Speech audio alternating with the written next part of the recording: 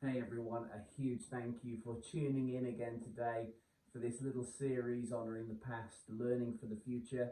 We've had some amazing guests so far: Chris Bowater, Graham Kendrick, Jared Cooper, and I'm really excited about today. I've got my good friend Noel Richards. We're going to hear Noel's life story now, some of the stuff I didn't know, some incredible stories, and we also talk about that incredible song All Heaven Declares that has travelled right across the world. So sit back, enjoy, and here's the interview with Noel Richards. And right at the end, my own version of the epic hit All Heaven Declares. Thanks for watching. Great. So I am so honoured now to have a very, very special guest on this mini series honouring the past and learning for the future. Behind the music, and we have the legend that is Mr. Noel Richards on with me today. And you know what, Noel? Honestly, I'm not just saying this, but I am super honoured. You know, your time is valuable, and you spending some time with me. And for me, this is just a chat about your story. Okay, We'll focus a little bit around the epic song that you once wrote with your wife Trish, "All Heaven Declares." So we'll talk a little bit about that. But as a younger songwriter and worship pastor, my real thing today is actually to learn and just to be open to what you say. And I'm hoping that you're going to be able to help the likes of me and songwriters moving forward. So thank you so much. sure. Thank you so much. And I understand you're suffering right now for Jesus in Spain, and it is currently very rainy here in Lincoln, England. So I don't know what it's like for you there. Well, this time of year, January through to March, is always a little bit cooler. Just a little bit. So yeah, so I'm saying it's cold today because it's around 14 or 15 degrees. Oh, So okay. that's Very nice. and yeah, we've got some sunshine, but we've had rain. We have clouds, but it is compensated by 300 days of sunshine a year. So it's yeah, well, yeah, That's we great. do moan when it drops below 14 degrees. That is amazing. So, what I'd love to do, I'd love to start right back at the beginning. Talk to me a little bit about maybe your upbringing and that moment where you felt the call of God on your life to be a musician, a songwriter, and a worship leader, and maybe bring us right up to that event that happened in Wembley in '97. Yeah, I'll try and keep it as brief as possible. But going back to when I was really quite young, growing up in a Pentecostal church, which was in Wales, which was quite legalistic back in the 1960s, Yeah. and rock and roll was definitely frowned upon. I remember when the Beatles, were at their heyday in the early 60s. And I think I said to my mum, I said, "Oh, mum, the Beatles are on television." She goes, "Yes, dear, but they are going to hell." But, that's not wanting to misrepresent my mum in any way, but that was the culture that we were brought up in. Yeah. That, we use words like worldly music, Yeah. and uh, things which are, we don't even think about so much these days, thankfully. But my parents were both musical. My mum still plays the piano, and my dad played mandolin and piano, and so being in a church where music was very important, and hymns and songs, choruses particularly, Mm. I had a very musical background. I remember when I was 9 years old, I wrote my first song. Wow. But it was the lyrics were terrible. Like, I mean, in a life of sin and degradation, I'm only 9 years old. Uh, but the son of our pastor actually wrote the melody for me. So that was my first foray into songwriting. I didn't do any more for many years after that. I got my first proper guitar when I was 11 years old, Yeah. and but didn't really take it seriously probably until about 15, when we had a new pastor come to our church straight out of Bible college.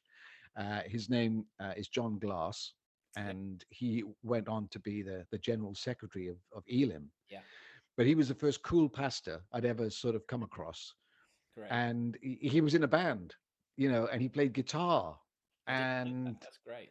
it was fantastic. Yeah. So he encouraged me to play the guitar. He taught me a lot about singing, about playing the guitar, He introduced me to a lot of really good Christian music.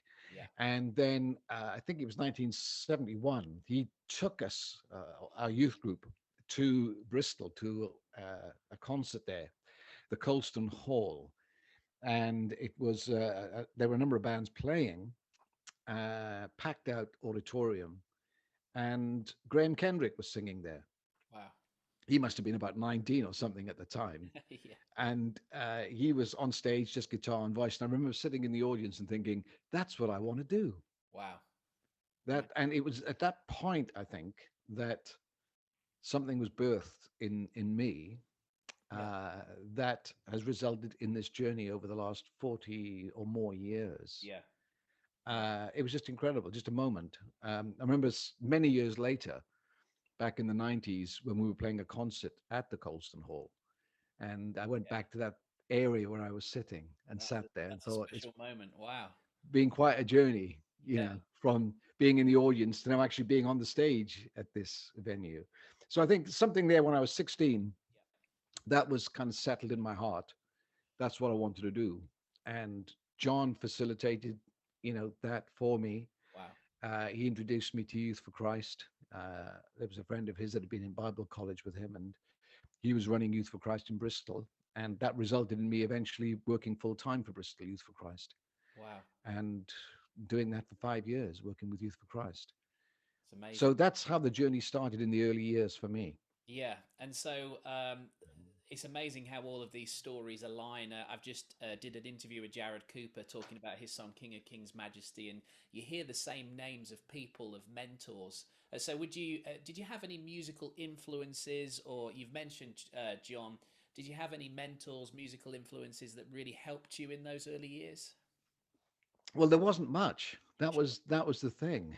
Uh, You weren't allowed to listen to the Beatles, obviously. So, yeah, but you see, we were discouraged. I was discouraged from listening to what was called, secular music sure. Yeah. because it was bad. Yeah. So when you take that out of the equation, there isn't an awful lot left to listen to. And it was through John that I listened to music from, like, there was a band in I think it was the Manchester area called the Crossbeats. Yeah. Okay. And they were a Christian beat group. So I learned all their songs and I began to sing their songs. Yeah. Then into the early 70s, there was Parchment. Yes. Yeah. They were known as Trinity Folk in those Yeah. days, but they became Parchment. And I used to sing their songs. Yeah. Larry Norman, Yeah. everybody, I think, in the 70s was singing I Wish We'd All Been Ready. And his album, his first album was just a groundbreaking album. I remember listening to that. And then Graham's music, certainly in the early 70s, I was singing some of his songs as well. Sure. So these were kind of my early, sorry, those were some of my early Yeah. Christian musical Yeah. influences. And then I think as I became more independent and an older teenager, I began to listen to a lot more mainstream music. Yeah. But it was very varied. There was very little in terms of good music that you could listen to on television. And we've got streaming today. We've got Spotify. We're just awash with great music. Of course. So I used to watch a program on BBC called The Old Grey Whistle Test. Right. And that's where I got to like bands like, well, quite a wide range, everything from folk rock, Yeah. Ralph McTell, the Strawbs, Lindisfarne. These are names from the 70s, right up to Queen, Yeah. Queen was just one of the most exciting bands I ever saw. Yeah. I remember Wow. watching them on the Old Grey Whistle Test and Yeah. thinking, wow, what a band. Yeah. And I didn't realize that they would have quite an influence, certainly in terms of the stadium stuff Yeah. in future years. Yeah. So those were I think it was very much folk rock stuff that I was really into. I loved Cat Stevens Right. music. Yeah. So those are my early influences. And I remember just before we move on, you and I believe Gerald Coates put on a huge event, which is still is one of the biggest that I can remember, called Champion of the World, I believe, that was at Mm. Wembley Stadium. You told me it was in '97, so that would have made me 10 or 11 at the time.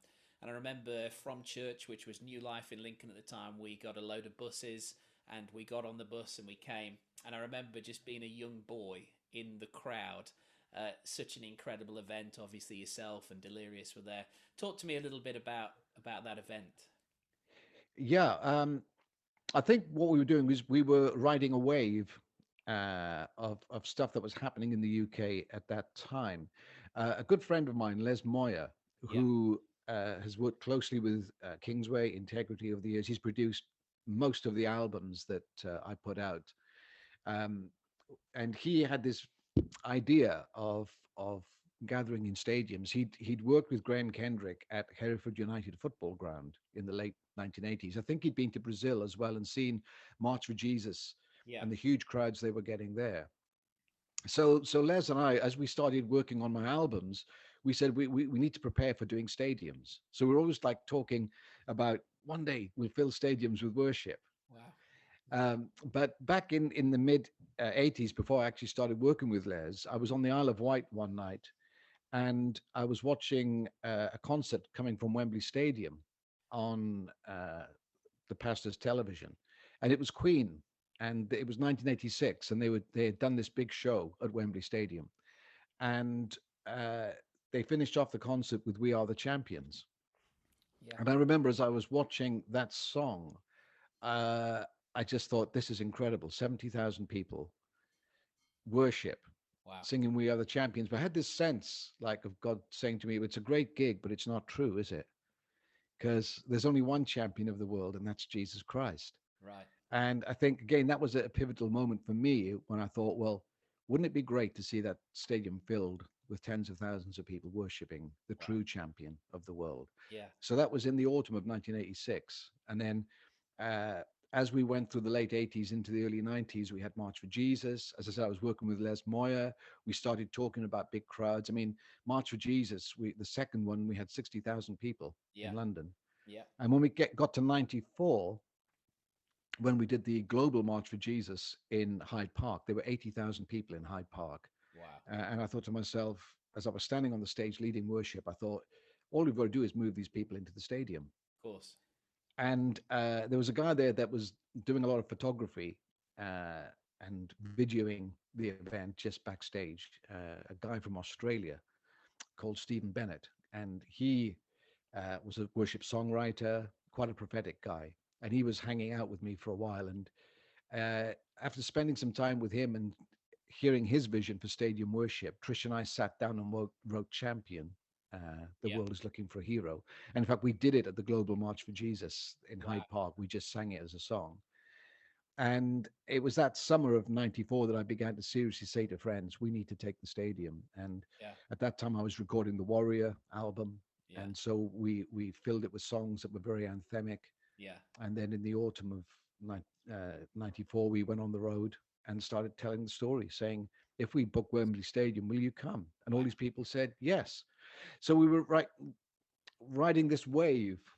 yeah, People who were used to large gatherings, of people course, were used to thinking in terms of a big event. yeah. And so it was a challenge, but it was just incredible how people responded. Wow, that is incredible. So moving forward, we want to get on to talking about the song, but you're a fantastic musician, and you play guitar like myself. So let's talk a little bit about guitars for a second. So, Mm. what's your go to? What's your favorite guitar that you own? Oh, my favorite guitar is without doubt my Taylor. Okay, Um, yeah, let's have a look. Very nice. Here Yeah, it is. perfect. Where's the camera? Oh, there it is. Yeah. So how long have you owned that one? I bought that. When did I buy that? 18 months ago. Oh, okay. Up until then, I was using an Avalon Yeah, jumbo guitar made in Ireland, yeah, but I had a lot of problems with the neck. It had broken, it had snapped off twice, and Avalon had very kindly done a repair, but it was certainly not perfect. sure. And much as I loved it, I remember taking it out of its case in Tulsa Airport 18 months ago, and the neck was completely off. Oh, And I thought, oh great, at last, now I can claim on insurance and buy yeah, a new guitar. yeah, something else. Yeah, So I got a letter from the American Airlines staff. They were horrified. I said, "Don't worry, guys." I said it was going to go anyway. It was starting to crack, so it's not your fault. But just give me a letter, and then I can go to my insurance company. And I was in Arkansas. Our children and grandchildren live in Arkansas, and there's a great music store in the city there where they live. And I'd had my eye on this tailor for a while. Yeah. It's a builder's edition, Wow. Grand Pacific. And I went in and I said, "Look, guys, I guess you can't repair this one, can you?" And they said, "No." I said, "Okay, give me a letter to say you can't repair it, and I'll buy this tailor." Yeah. And so Yeah. the insurance company gave me the money for this tailor, which is absolutely gorgeous. That's amazing. And then I have this one. This is my old faithful. Is that a Martin? This is my Martin 0028, Yeah. which I bought new in 1976. Oh wow. It's irreplaceable, and it's as sweet as a nut. You can't hear it through the Yeah, I microphone, believe but you. Yeah. it is absolutely wonderful. Well, that's Um, good. Most people think my background is just a green screen, but it is actually real guitars. So it's amazing. I've got a few to go to. Well, I'm not a great collector of instruments, and also we don't have the space here. We have a small apartment Yeah, cool. here in Mallorca, uh, and I've got my wife's got a parlor guitar, Yeah, an Eastman parlor guitar, and I've got an Eastman small-bodied um, guitar, which is absolutely lovely. But that's my Taylor is the go-to guitar for everything. It's just the very most good. amazing instrument. Well, And you then play you all, play it so well. You oh, thank you. And all my electric guitars are now in the States. brilliant. So they're hanging in the music room that my son has there in Arkansas. Very good. So they're there until such time as I might need them. But at the moment, it's mainly acoustic stuff. Yeah, yeah. When I went to music college and studied, and all I played was electric for years. That's what I wanted to do, and then you suddenly migrate to becoming an acoustic guitarist when you tend to lead worship more. So I've had to adopt quickly. But no, I enjoy it, and my go-to is a Martin at the minute. So yeah, I Ah, really enjoy it. they're beautiful. Martins are just incredible, and they get better with age. That's the thing. Yeah, definitely. Let's Um, talk about the song. So mm, when I've been doing these series, the purpose of it is to honor, really, to honor those who have gone before and paved a way in songwriting. I think a lot of our younger musicians, quite rightly we're very quick to promote the latest anthem that's out, the latest song. But yeah, actually, I wanted to do a bit of a series where we just stop, take a minute, and we honor the people, the worshippers and songwriters that have gone before to write these incredible songs that actually have stood the test of time and are still being sung today. And All Heaven Declares has been in the top 50 CCLI for however many years since you wrote it. And I just love that.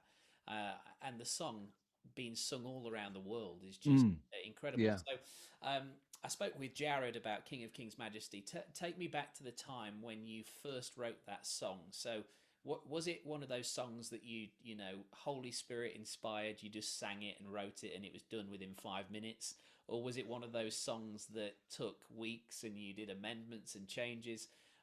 So take me back to the time when you first sat down and where the idea came from, and was it easy? Yeah. Well, yeah, it was very easy. It's one of the easiest songs we've ever written. Wow. Um, Somebody once said that, our job as songwriters, poets, writers, whatever, is that, all this music and all these songs are kind of flying around there somewhere up in the spiritual cloud. Of course. And we kind of reach up and pull them down. Yeah. Or sometimes they kind of fall into our laps. It's Yeah. it's it's an interesting thing that these songs somehow we just have a moment where we connect with maybe the sound of heaven or Yeah. whatever. That's And nice. Yeah. uh, at that time, I really wasn't concentrating on writing worship songs Okay. because my main role was actually singing a few songs before the guy that I was working with, Gerald Coates, would do a little bit of preaching. So I did lead worship at our church, um, and I was going to the occasional worship conference, but my main thing was writing songs that people could listen to. Yeah. And those were my first couple of albums that I actually produced. in 86 and 89. They were songs that I could perform rather than worship songs. Sure. And I'd written a couple of worship songs before, not very prolific. I wrote the first song when in 1989, sorry, 89, 79, 1979, Yeah. when I thought, well, how hard can it be? Yeah. And we were looking for new songs in our youth church. And I wrote a simple four-line song, which worked. And then when we moved to Cobham, which is where the Songs of Fellowship albums were being produced, that song got used and included on the Songs of Fellowship album. That was my first song I got published. It's called Lord and Father, King Forever. That was in 1983. Wow. And then in 85, I wrote You Laid Aside Your Majesty. Again, that took just like a couple of hours to write. One Wow. evening when I was at home and Trish was out at a church meeting, I got the guitar, played it, wrote it, and never changed anything. I tried to edit it, but as it came, that was it. And then 2 years later, in 87, Yeah. which was a long time ago, 34 years ago, I was playing the guitar in the bedroom. We retreated to the bedroom to play the guitar because we had two small kids and they were playing downstairs. So I was sitting in the bedroom at the edge of the bed playing the guitar in open tuning, strangely enough. And Trish walked in and she said, "I love that melody." And we just together wrote that song in a couple of hours. Wow. The first line came, "All heaven declares," taken from Psalm 19, "The heavens Yeah. declare the glory of God." And we wrote it. Yeah, it was just so simple, so easy. And then we had a friend that was living with us at the time, and she's got an interesting story because I think it was her great grandmother wrote "All Things Bright and Beautiful," Oh, wow. Yeah. and we played it to her. She was our first audience, Yeah. and she just said, "Oh, this makes the hairs on my neck stand up on end." Great. Yeah.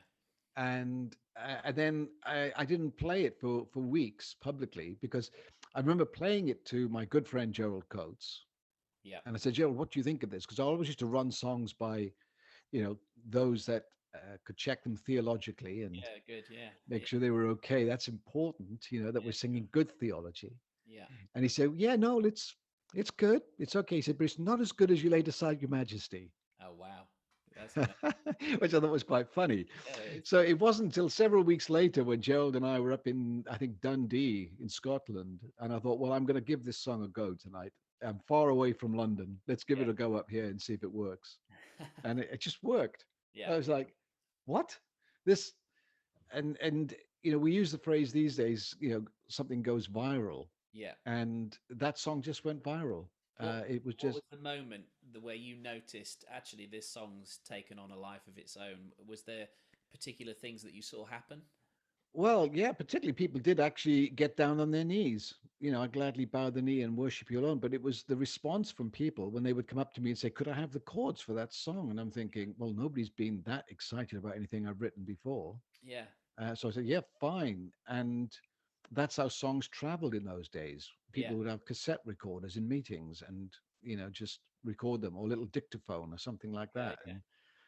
Yeah. But the most amazing thing was, I remember being at the UK Evangelists Conference towards the end of 1987, and I led the song there. And afterwards, Dave Pope, who was one of the key guys at Spring Harvest, came up to me and said, "No, we've got to have that song at Spring Harvest next year." Yeah. And so they introduced that at Spring Harvest in '88. They also included it on an album that was released at the time, which celebrated 10 years of Spring Harvest. So Wow. it got included on that album. And I remember Trish saying to me that she was like pushing our daughter around in a little buggy around the campsite, the Butlins campsite at Spring Harvest. Yeah. And Yeah. she said, no, she said, it's amazing. She said, every venue I go in, they're singing All Heaven Declares. The Wow. big top, the second celebration, the youth celebration, the children's celebration, everybody was singing it. And I thought, this is amazing. Yeah. And it just gathered momentum. It was just incredible. And for a song that we just wrote very easily, I just wish we'd written more songs like that. Yeah. They're not always easy. But I mean, it's just been such a wonderful privilege because it has Yeah. opened the door for us to travel to so many places and lead in worship and encourage people. Yeah, And even now, I'm still singing it. I've just done a little acoustic version, which I'm making available to people for Easter.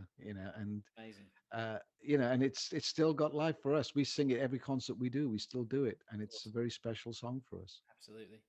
Well, at the end of this little interview, what I've been trying to do is do my own version or recording of the song.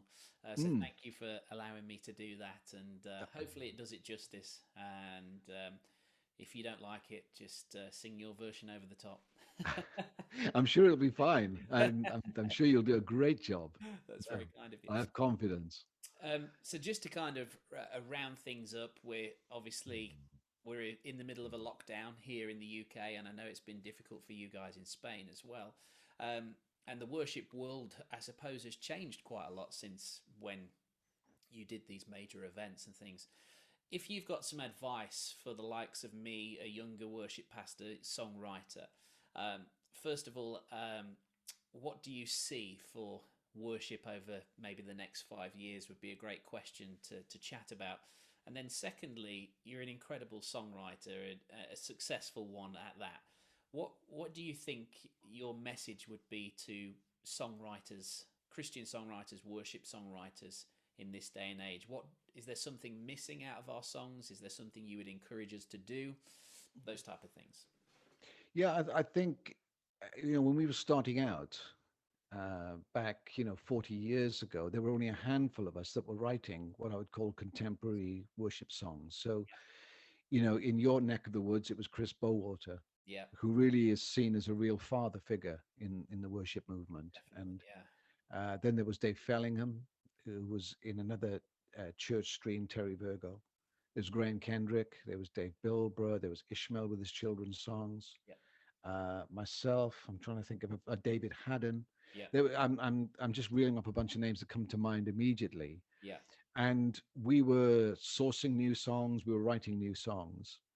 And somebody once said that our ceiling where we are becomes the floor for the next generation.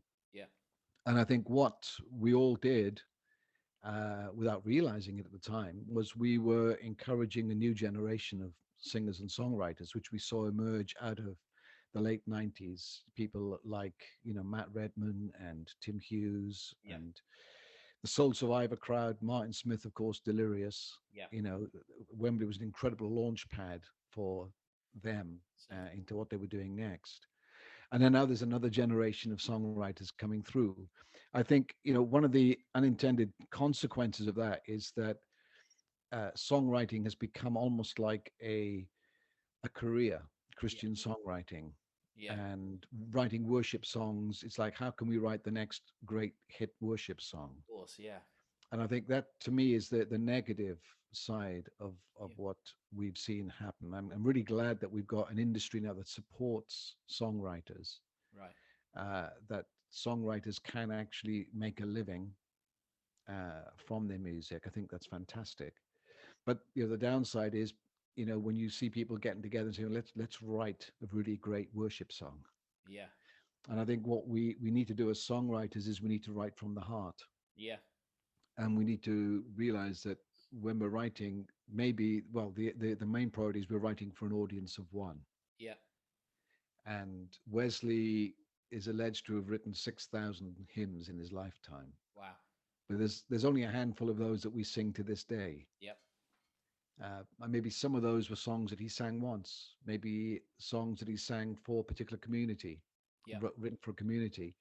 And I think what we've got to do is we have to write for the King of Kings and the Lord of Lords. Yeah. He's our number one audience. We Yeah. write from the heart for Yeah. him. And it might be that some of the songs we write, that's where they start and finish. Yeah. We may find we're writing songs for the community where we live, which are Yeah. songs addressed to what we're going through as a church community or our actual physical community where we live. Yeah. And there may be songs that we write that are for the nation. Yeah. And maybe there's songs that maybe we will write and they will go to the world. Yeah. But I think ultimately what we have to do is make sure that our motivation is right Absolutely. Yeah. when we're writing songs, that we are writing because we feel we're coming from a heart of worship. Yeah. And we want to write songs that will bless God's heart and bless the church that we're serving, and not think about, oh, what if I could write the next Yeah.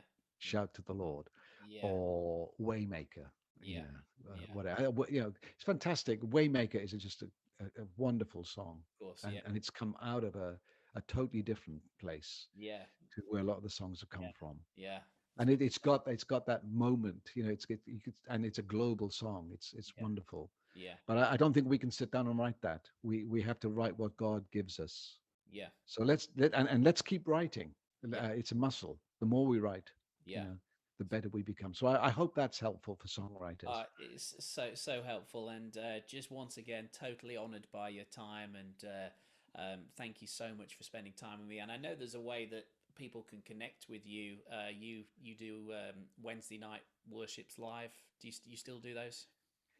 Yes, I mean it'll be interesting to see what happens when we get back to a different kind of normal, Yeah. whatever this normal is. And just a little, just a little story behind that. Oh, sorry, that's probably made a noise. I just hit the microphone. That's okay. But I think there's a real connection between sitting around a table together Yeah. as a community and worship springing from that. I remember several years ago going to a Native North American village, Mr. Sinney in Canada, Wow. and spending a week there with the Indian community doing a worship event. But also, there was one night where we all gathered in the big meeting tent Yeah. for the community, and people brought food, and we just were community together.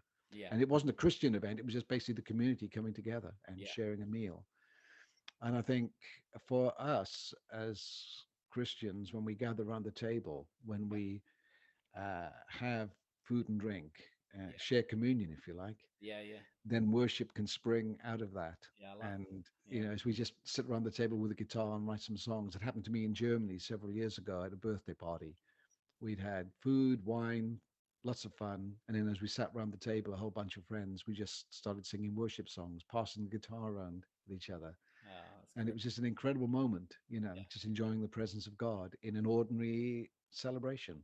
That's amazing. So that was my thinking behind worship and wine on Wednesday. Yeah. Yeah. That's Let's great. let's worship together, and let's sit at home with our cups of tea, water, fruit juice, or wine, and just have communion online. And it'll be interesting to see where that goes Of course. when the Yeah. kind of lockdown thing ends. But Yeah. I'll keep doing it as long as people keep watching. Great.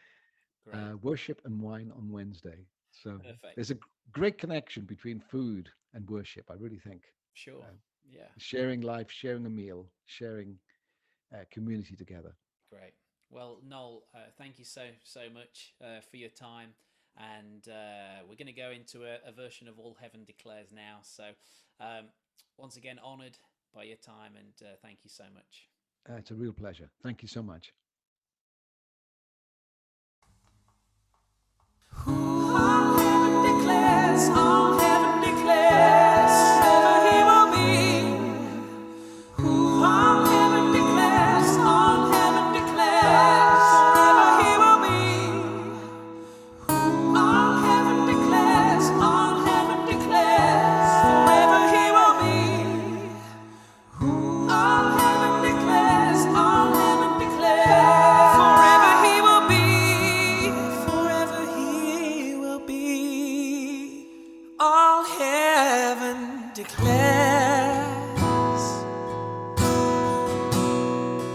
the glory of the risen one. And who can compare with the beauty of the Lord? And all heaven declares the glory of the risen Lord.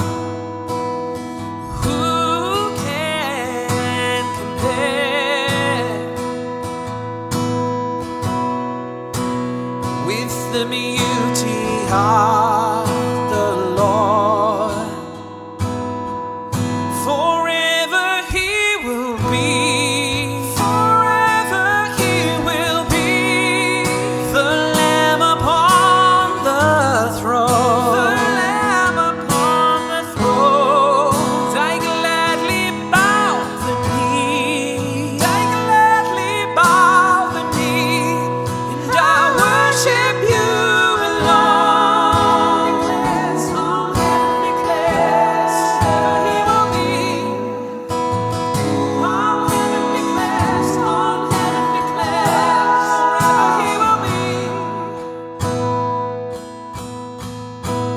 and I will proclaim the glory of the risen Lord, who once was slain